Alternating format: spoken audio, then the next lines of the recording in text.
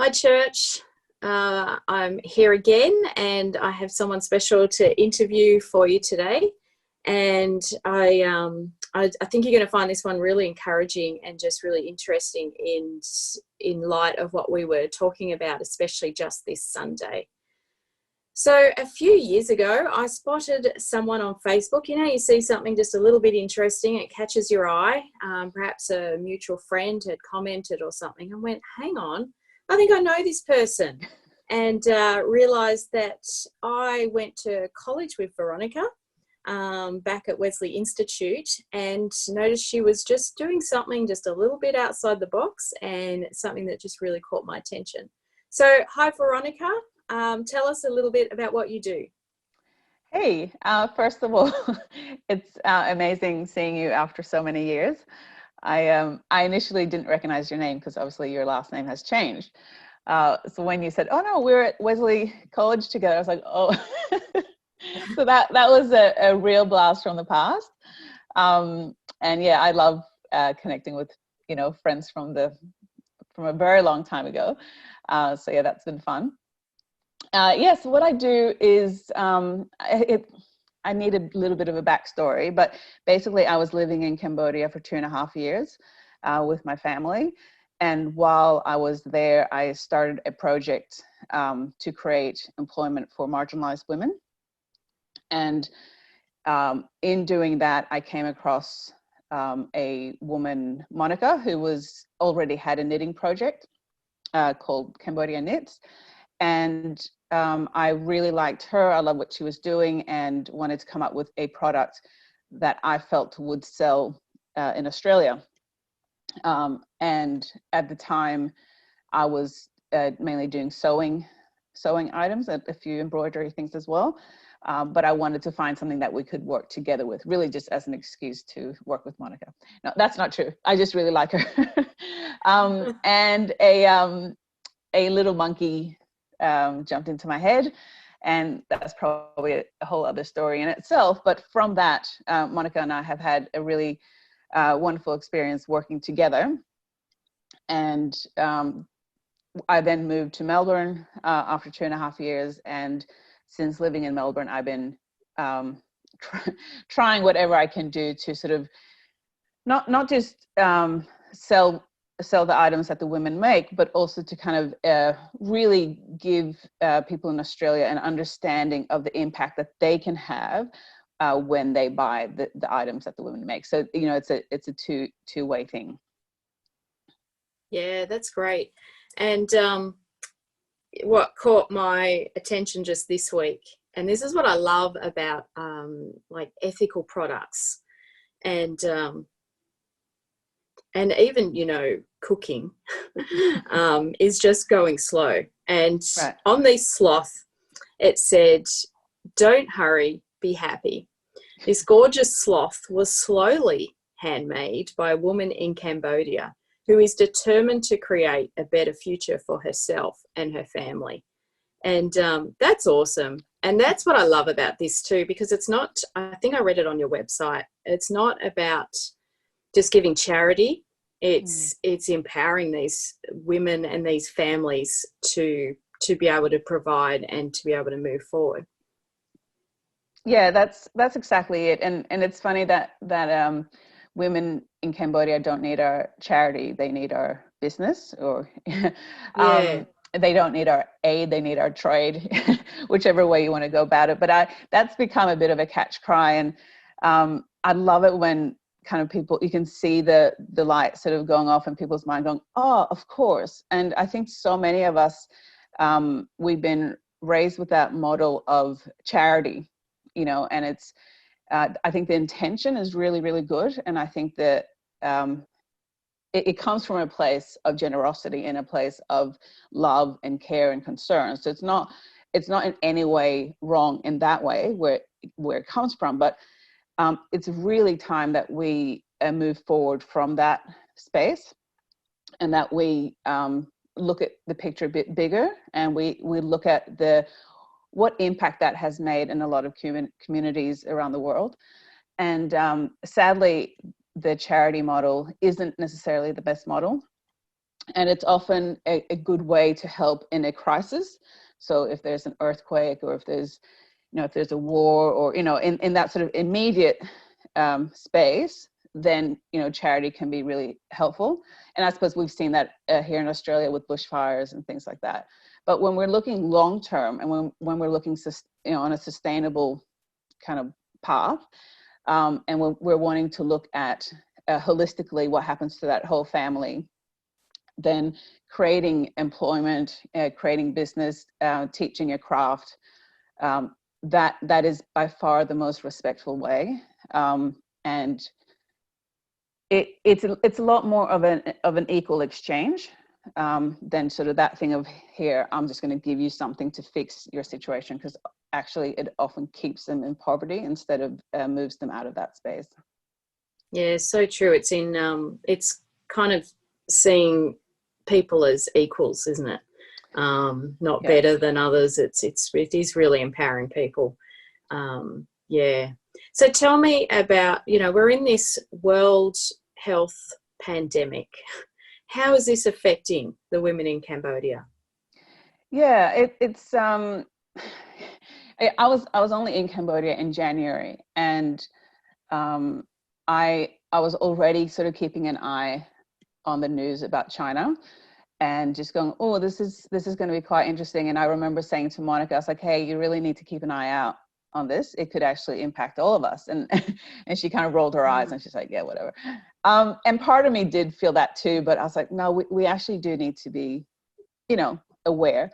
And sure enough, here we are, and not that long after. And I'm trying, in my mind's eye, I'm trying to picture the women that I visited and the situation they're already in, and then to like put the corona thing on top of that, and it's actually quite mind-boggling, because it's really, they were already in a place of, because a lot of the women who are working with us, they've only recently started, so it's not like, it's not like there's a long history there. And we're talking about communities who, some of them don't have access to clean water, where soap, they don't have anywhere to buy soap from, those basic things.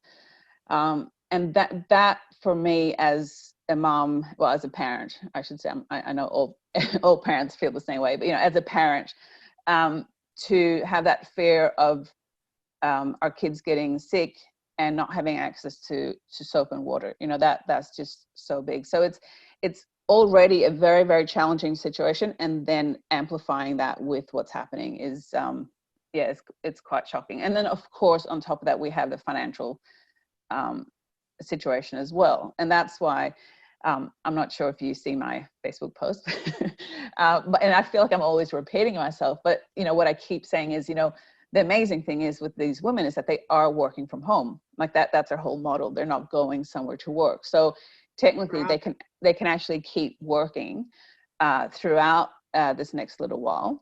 But in order for that to happen, we need to have orders coming through. So that's sort of like the missing link. So if we keep having orders, the women can keep working, and then the issue is shipping. But as long as everyone sort of can be a little bit patient about when their products arrive, and they're not like, oh, I need it now for my daughter's birthday. If people can be that little bit more patient or slow, then financially the women can actually be okay. So it's an interesting situation, yes, for the women that we're working with specifically. Yeah, it is. And the fact that they can work from home is good. It's just this, I guess, this uncertainty around the world of just people don't know what's around the corner. So I guess people are spending cautiously and things too, which I guess has a flow-on effect to items like this. 100%. And I mean, I can feel it within myself as well. But what I've had to remind myself of is that, there's this like financial crisis, and the news headlines is all about, money.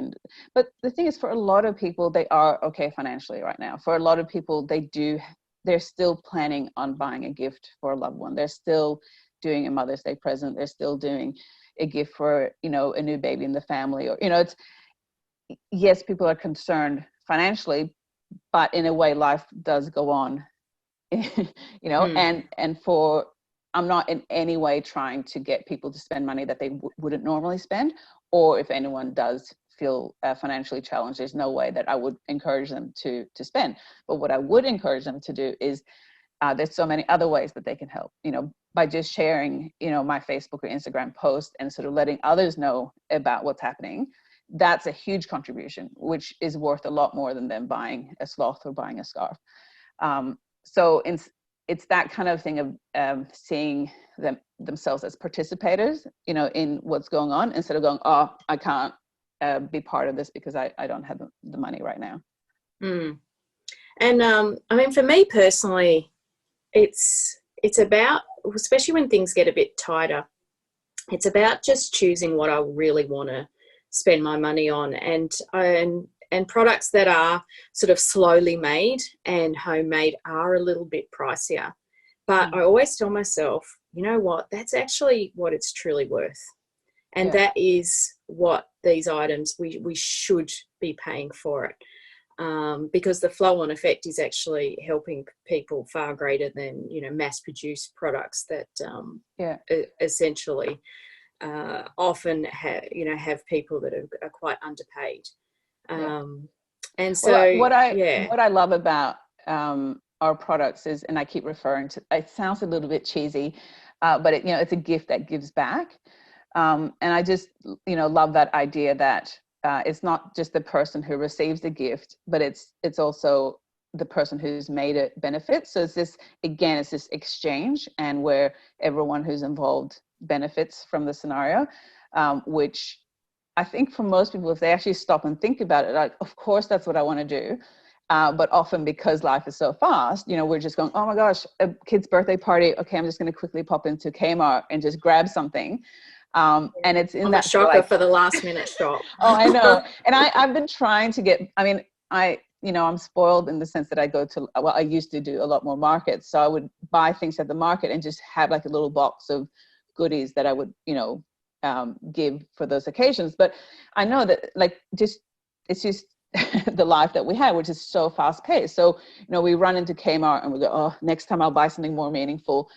And, you know, this whole thing that I'm trying to sort of educate people with is, you know, if you just take that little bit of time and sort of like think ahead in your year and go, oh yeah, that's right, I've got that baby shower coming up, I've got, you know, my mother-in-law's birthday coming up, or I've got, you know, and just sort of like plan ahead a bit, and then buying for the future instead of impulsively, the benefit is huge. And I'm very, very aware that we often have like a bit of a guilt trip, you know, when it comes to ethical living or ethical spending. And I'm constantly trying to remind people, hey, I'm in no means like a saint when it comes to ethical living. You know, like I don't buy everything ethically, but what I'm trying to encourage people to do is to go, okay, what's a little change that I can make in my life? You know, what's a tweak in the right direction, so that, you know, yes, I do occasionally buy leggings at Kmart for my daughters. You know, it's just really hard to find them at secondhand shops, or, you know, whatever. Like I do shop from there at times. I try mostly to buy secondhand clothes, but there's certain things that it's just not realistic. But the thing, that's okay. Like it's fine. And there's definitely, I have friends who would just be horrified at that, but that's just my reality. And that's okay. But what I try and do is when I do gifts, for example, to make sure they're handmade. And it's not just handmade, you know, in Cambodia, it can be handmade locally. It's really wonderful. I try as much as I can to support local artists, or, you know, buying a what's it called, a mug that a local, you know, potter, is that the word, has made, or, you know, beautiful earrings that a local jeweler has made. You know, just it's not just about overseas, but it's basically just being that little bit more thoughtful in the spending. Yeah. Thanks, Veronica, for sharing with us today. And we're going to put some links and just point you in the direction of Veronica's website, Happily Made. And there's monkeys and sloths, and there's gorgeous little there's lambs and all sorts of things. There's blankets. There's beautiful shawls. Look, I even have a little show and tell. Beautiful shawls for Mother's Day. These are actually here to be sent out, but no, there's lots and lots of things, and it's really something. There's something for everyone. And if you are stuck for ideas, just contact me, and I can suggest things as well. Yeah, they are gorgeous. I've got a couple of the blankets, and the quality is just outstanding, just absolutely beautiful. I wish you had told me when you ordered who you were. Oh, that's okay. I wonder who else has ordered from me, and it turns out that we went to uni together 25 years ago. Yeah, that's right. Because we go and change our last names, and then people don't know who we are. Exactly. No, I'm really glad. The blankets are a funny one because they, I normally initially just had the scarves available. I had beautiful silk scarves and cotton scarves. And then when I was in Cambodia, the man that I work with the weaving, he's like, oh, did you want to have a look at the blankets? And I was like, I don't know. I'm not sure if people would buy the blankets. They're a lot more expensive, and I just don't know. And I thought, you know what, I'll just bring a few over, back with me. And people love the blankets. And it's actually what's sold the quickest are these blankets. And I very quickly realized why. And it's because they're absolutely wonderful. And I use mine all the time. And I've almost entered into that like toddler, mode with a comfort blanket.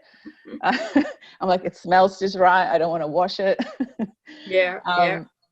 So no, I love the blankets, and it's been wonderful to see people ordering those as well.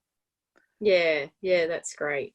So we will be putting the links out so that you can find this, and I also just want to mention that Deb, with our work in India as well, she gets all these beautiful products that are made by the women over there. So very much the same concept, and the widows over there. And because she can't have her stall, she's going to be sharing some of those on our private Facebook group as well for our church to be able to purchase some things. And remember our coffee. The coffee that we have here at church is all just, it's from farms that are just doing the right thing. And this makes a whole difference, not just for them, but it makes a whole difference for their village. And these are ways that we can just be supporting people around the world. So, thanks again, Veronica. And it's been great chatting with you. And I hope this has just been encouraging for you all watching as well.